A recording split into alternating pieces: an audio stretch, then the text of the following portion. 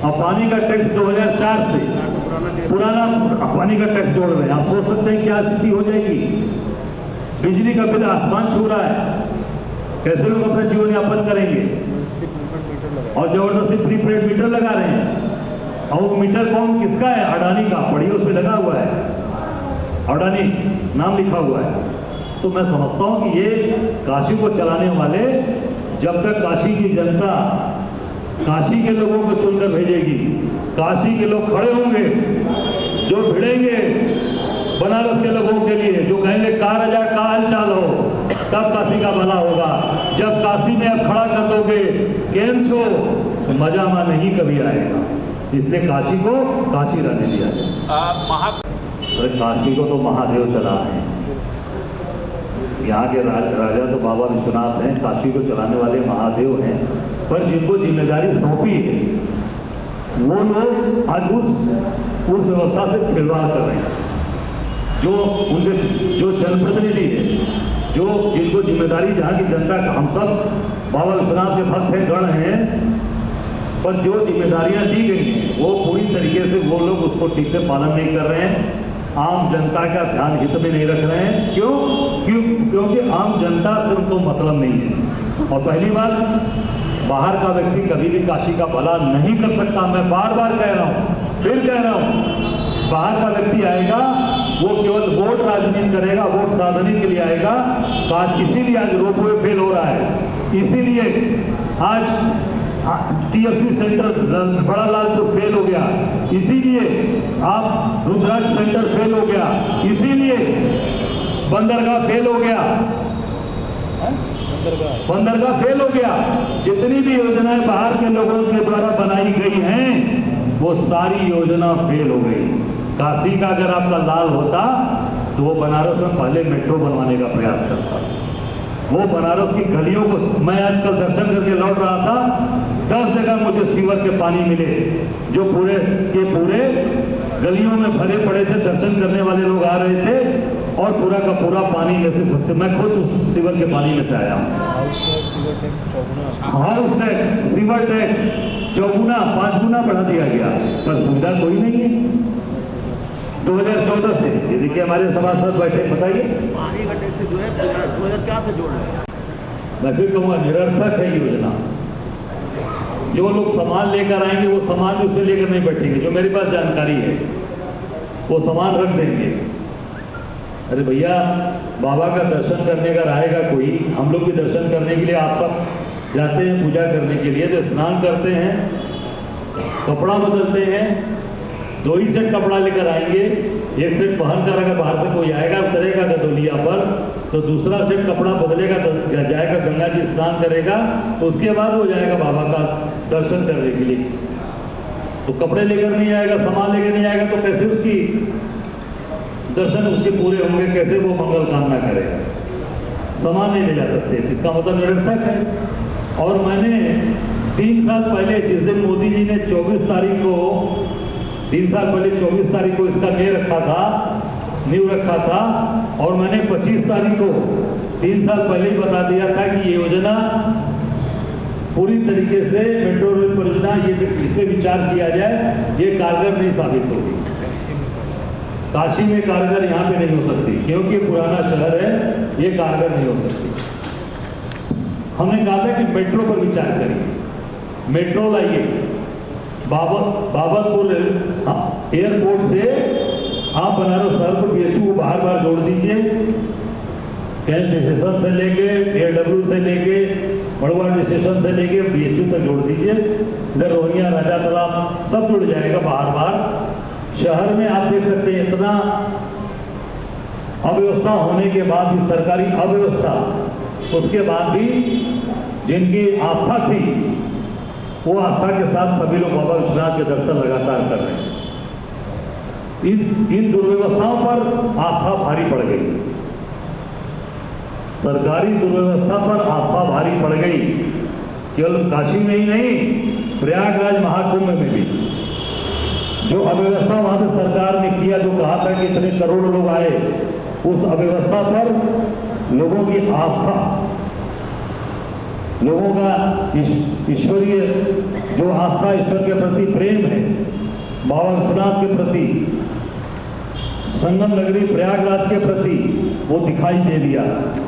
मैं सभी वहां पर महाकुंभ में आए सभी स्नानार्थियों का, सभी दर्शन करने वालों का मैं हार्दिक स्वागत अभिनंदन करता हूं।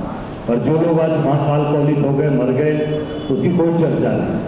दुर्व्यवस्था, मैं दुर्व्यवस्था में बोल रहा हूं पूरी तरीके से, क्योंकि लोग आए थे आस्था के साथ, आए, स्नान किया, प्रार्थना की, और मैं जो उनकी प्रार्थना भगवान को पूरा करें।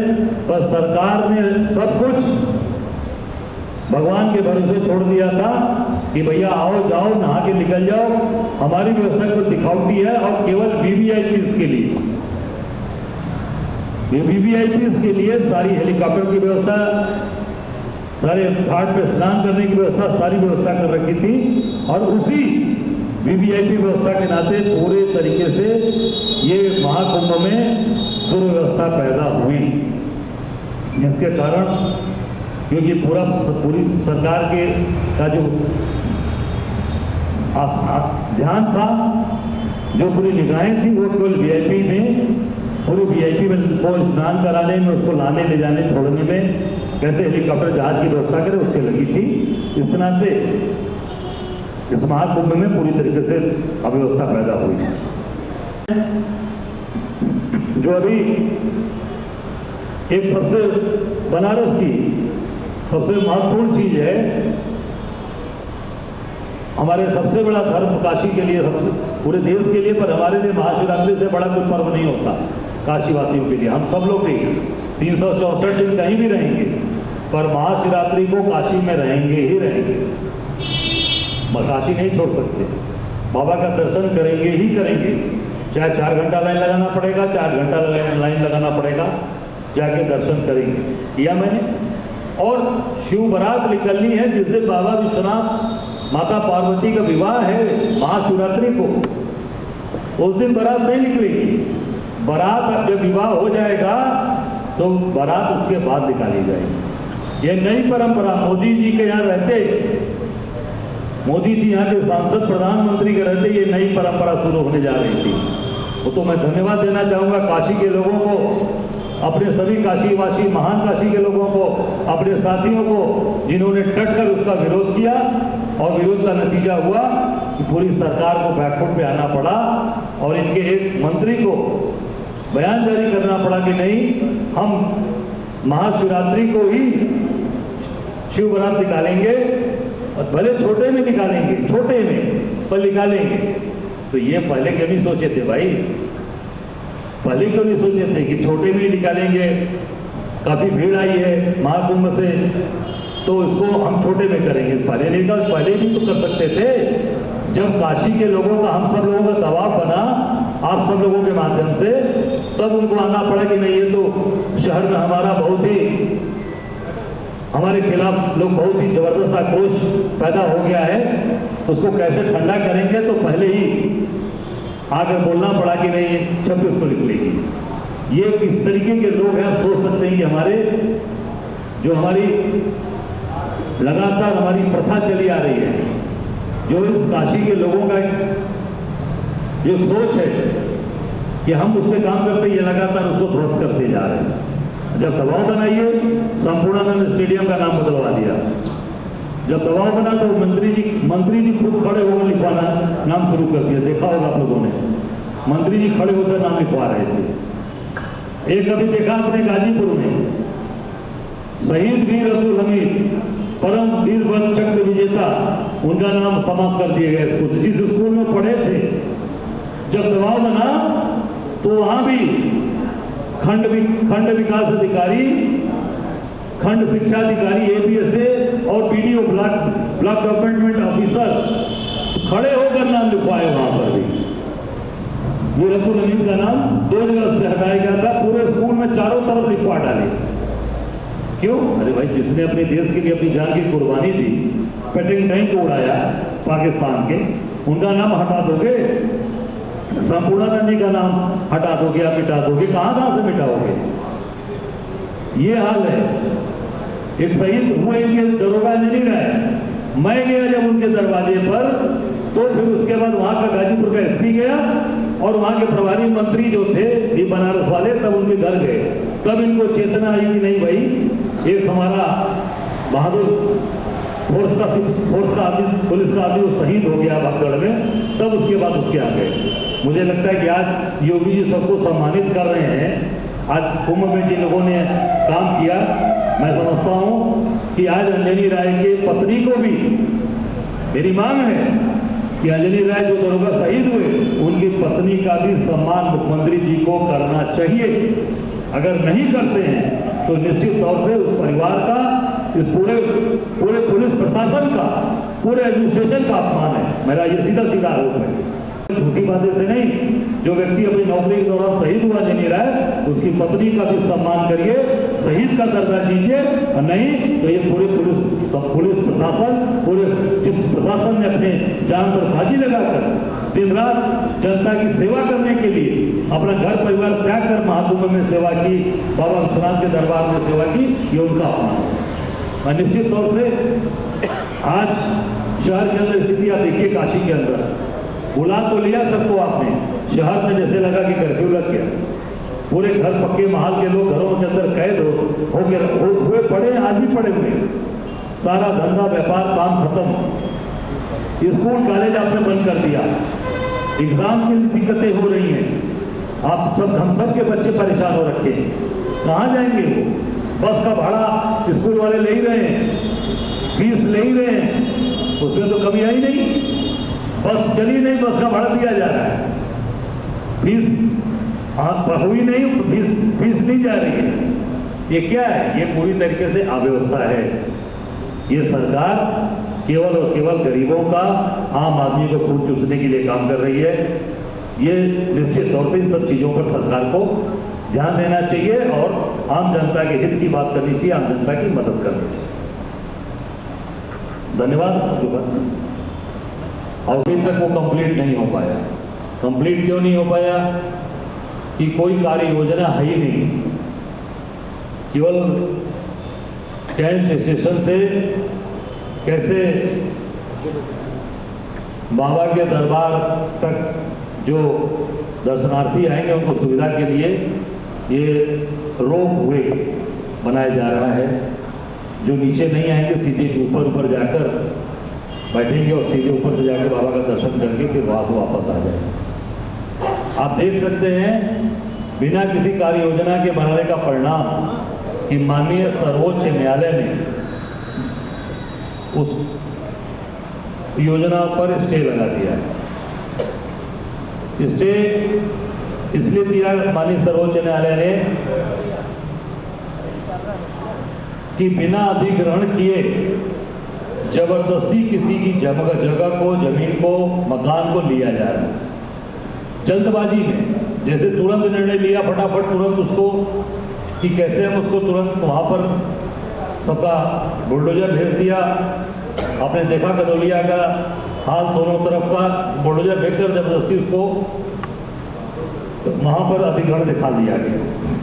न उसको उनको नोटिस दी गई, न उनसे कोई वार्ता की गई, केवल और उसके बाद कहा कि कागज पत्र लेकर आइएगा। ये यहाँ पर पूरी तरीके से सरकारी गुंडाई चल रही है। वही कहूँगा, सरकारी गुंडागर्दी चल रही है। हमारे कहावत है ना भोजपुरी में, जबरा मारे रोए न दे। जबरा मारे रोए न दे वाला हाल है। और 14 से हाउस टैक्स है और पानी का टैक्स 2004 से पुराना पानी का टैक्स जोड़ रहे हैं। आप सोच सकते हैं क्या स्थिति हो जाएगी। बिजली का बिल आसमान छू रहा है, कैसे लोग अपना जीवन यापन करेंगे। और जबरदस्ती प्रीपेड मीटर लगा रहे हैं। और वो मीटर कौन किसका है? अडानी का। पढ़िए, उस पर लगा हुआ है अडानी नाम लिखा हुआ है। तो मैं समझता हूं कि ये काशी को चलाने वाले, जब तक काशी की जनता काशी के लोगों को चुनकर भेजेगी, काशी के लोग खड़े होंगे, जो भिड़ेंगे बनारस के लोगों के लिए, जो कहेंगे का राजा का हालचाल हो, तब काशी का भला होगा। जब काशी में आप खड़ा कर दोगे केम छो, तो मजा नहीं कभी आएगा। इसलिए काशी को काशी रहने दिया जाए। देखिए, मैं इतना ही कहना चाहूँगा, ये देश सबका है। देश, ये योगी के कहने से देश नहीं चलेगा। ये देश बाबा भीमराव अम्बेडकर ने जो संविधान बनाया है, उस संविधान से देश चल रहा है, और बाबा भीमराव अम्बेडकर के संविधान से देश चल रहा है, चलता रहेगा। ये देश राम का भी है, रहीम का भी है, ये गुरु नानक देव जी का भी है, ये ईसा मसीह का भी है, ये जैन समाज का भी है, बौद्ध का भी है, सबका समाज, सभी लोगों का ये देश है। यहाँ ये गंगा के जल से बाबा विश्वनाथ का अभिषेक करते हैं, यही गंगा जल से मुसलमान अपना वजू भी करता है। इस देश के अंदर योगी की बात नहीं चलेगी। यहाँ इस देश के अंदर सबकी मान्यता है, सब लोग यहाँ देश के वासी हैं। धार्मिक गुरु भी दो गुटों में बटे हुए नजर आए। कुछ ने सरकार की आलोचना की, कुछ ने सरकार के पक्ष में भी बोला। देखिए, मैं इतना ही कहना चाहूँगा कि ये धार्मिक पर्व है। ये धर्म निश्चित तौर से हमारे हर कुंभ आता है, और इसमें सभी धर्माचार्य आते हैं। धर्म के लोगों को जो भी हैं, जो सही चीज़ है, जो अपनी आँख से देखे हैं, क्योंकि उनको पूरा समाज मांगता है, उनको पूरा समाज फॉलो करता है। उनको जो सही चीज़ है उस पर आना चाहिए, किसी की राजनीतिक प्रभाव में आकर ये बात नहीं। जो सही चीज़ है, जो अव्यवस्था, जिस तरीके से लोग वहाँ मरे, जिस तरीके से उनके परिवार के लोग बिछुड़े, जिस तरीके की अव्यवस्था हुई, उस पर जरूर हमारे धार्मिक संतों को, महात्माओं को जरूर बोलना चाहिए। कितने लोग मरे? आपने सदन में भी एक चीज़ देखा होगा, सीएम योगी ने सदन में कहा था कि कुछ अध्यक्ष जी, आज आस्था और सभ्यता के महापर्व का समापन हो रहा है प्रयागराज में। निश्चित तौर से इनकी अव्यवस्था पर, इनकी दुर्व्यवस्था पर आस्था भारी पड़ी है। लोग हजारों हजार किलोमीटर से चलकर आकर तीर्थराज प्रयागराज में आकर उन्होंने स्नान किया, माँ का गंगा का आशीर्वाद लिया, त्रिवेणी का आशीर्वाद लिया। पर जो अव्यवस्था थी वो पूरी तरीके से सरकार फेल रही। सरकार ने कोई ऐसा काम नहीं किया जिससे कि वहाँ पर आम जो दूर के लोग आए थे उनको सुविधा मिल सके। उनके 3-3 दिन 4-4 दिन लोग रास्ते में गाड़ियों में फंसे रह गए। न उनको खाने की व्यवस्था हुई, न पीने का पानी मिला, न उनके बच्चों को दूध मिला। और जो दुर्व्यवस्था इन्होंने और जिस भाषा का इस्तेमाल योगी जी लगातार करते चले आ रहे हैं, वो मैं समझता हूँ कि एक मुख्यमंत्री को, एक सनातन धर्मी व्यक्ति को इस तरीके के भाषा का इस्तेमाल नहीं करना चाहिए। अध्यक्ष जी, ये सनातन अव्यवस्था का कारण क्या लगता है आपको महाकुंभ में जिस तरीके से? अव्यवस्था का इसलिए कि इन्होंने प्रचार प्रसार तो बड़े कर दिए, मार्केटिंग कर दी, सभी रेडियो चैनल्स पर, सभी टीवी पर, सभी अखबारों में आ गए कि भैया आओ आओ। 144 साल जब यहाँ आ रहे हैं तो न लोगों को दवा मिल रहा है, न खाने की व्यवस्था है, न होटल है रहने की, न कहीं पे कोई इन्होंने ऐसा आश्रम स्थल नहीं बनाया। तो पूरी तरीके से अव्यवस्था पूरी तरफ फैल गई। हाँ, पर आस्था भारी पड़ी। और सबसे बड़ा जो कारण हुआ वो वीवीआईपी कल्चर का। केवल वीवीआईपी को देखने में सरकार लगी रह गई। उनको कैसे उनका आवागमन हो, कैसे उनकी जी हजूरी हो, पूरी सरकार की व्यवस्था वीवीआईपी कल्चर पर चली। इस नाते आम जनता को दिक्कत हुई, आम जनता को कठिनाइयों का सामना करना पड़ा। अध्यक्ष जी, ये सालूर स्नान किया है, लगभग जो आधुनिक दुनिया है जिसका केंद्र अमेरिका है, उसके आबादी से दोगुनी से ज़्यादा आबादी ने स्नान किया है, और ये एक रिकॉर्ड है। जो भी लोग आए, मैं सबका सम्मान करता हूँ। महादेव सबकी मनोकामना पूर्ण करें, गंगा मैया सबकी रक्षा करें। अब वो आंकड़े देते रहें, पर जो व्यवस्थाएं हैं उस व्यवस्था के बारे में तुम जरा हमसे पूछ लीजिए कि जो लोग आए उनकी कितनी दुर्दशा हुई है, कितने परेशान हुए हैं। पूरे के पूरे एयरपोर्ट मैं समझता हूँ कि एक मछली बाजार जैसे बन के रह गए, क्योंकि कहीं पर भी कोई व्यवस्था नहीं कर पाए, पूरी व्यवस्था ध्वस्त हो गई। रोपवे पूरी तरीके से फेल हो चुकी है। और ये रोपवे, मैं तो नहीं कहना चाहूँगा कि ये सरकार केवल और केवल अपनी मार्केटिंग करने के लिए दिखावा, और माननीय सर्वोच्च न्यायालय ने स्टे कर दिया।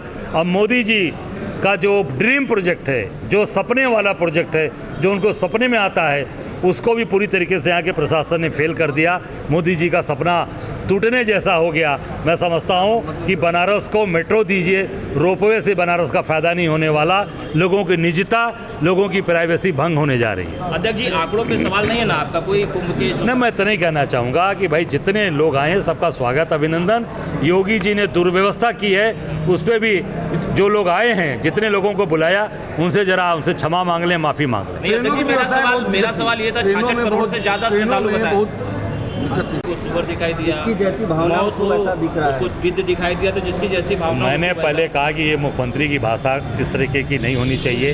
ये सबसे पहले तो आप सनातनी हैं, एक पीठाधीश्वर के आप पीठ के महंत हैं, इतनी बड़ी पीठ के, तो ये सब भाषा का इस्तेमाल एक संत की ज़बान से, मैं समझता हूँ कि कहीं ये सब भाषा गिद्ध और सुअर की बात नहीं आनी चाहिए। पवित्र स्थल है और जिसकी जैसी भावना होगी उस तरीके की भाषा वो बोलेगा। मैं तो ये कहूँगा जिस तरीके की जिसकी सोच है वो भावना उस तरीके से वो बात बोल रहा है। निश्चित ये लोग यहाँ जो भी आए, मैं सबका सम्मान करता हूँ, सबका आदर करता हूँ। भगवान सबकी मनोकामना पूर्ण करें। संगम नगरी प्रयागराज तीर्थ में जो आए वो निश्चित तौर से उनकी मंगल हो, उनकी भावना भगवान सबकी पूरा करें, महादेव सबकी रक्षा करें। ट्रेन से लेकर, जहाज से लेकर, आम लोगों से लेकर, जो गाड़ी से लोग आए हजारों हजार किलोमीटर से, वो पूरी तरीके से प्रताड़ित होकर, परेशान होकर, पर उस व्यवस्था पर, उस दुर्व्यवस्था पर आस्था भारी पड़ी। वो पैदल चलकर 50-50 किलोमीटर, 40-40 मीटर पैदल अपने बच्चों को सर पर बैठाकर गठरी लेकर जाकर स्नान किए और अपनी मंगल कामना के लिए इस दुर्व्यवस्था पर आस्था भारी पड़ी। अध्यक्ष जी, जो 66 करोड़ का आंकड़ा बताया जा रहा है, जो 66 करोड़ का आंकड़ा बताया जा रहा है, अखिलेश यादव ने भी सवाल उठाया था। मैंने बोल दिया एक बार कि ये निश्चित तौर से जो लोग आए हैं सबका स्वागत है, अभिनंदन है, और निश्चित तौर से जो उनकी मनोकामना पूर्ण होनी चाहिए। अध्यक्ष जी, काशी विश्वनाथ मंदिर में 11.5 लाख से अधिक श्रद्धालुओं ने दर्शन पूजन किया। अभी आपने कहा था कितने दिनों से स्कूल बंद है, स्कूल की फीस जमा कर रहे हैं लोग, उस आंकड़ों को देखते हुए क्या कहेंगे, कितनी अव्यवस्था काशी में दिखी है? नहीं, पूरी तरीके से ये बाबा के दरबार में मैं इतना ही कहना चाहूँगा कि हर वर्ष लोग आते हैं और आके दर्शन करते हैं, पर जो अव्यवस्था है, 8-8 घंटा 10-10 घंटा लाइन में लगे हैं, ये पूरी तरीके से जब से मॉल बना दिया, मॉल बन गया, तब से बहुत दिक्कत हो गई। ठीक है। आप बेगूसराय महाकुंभ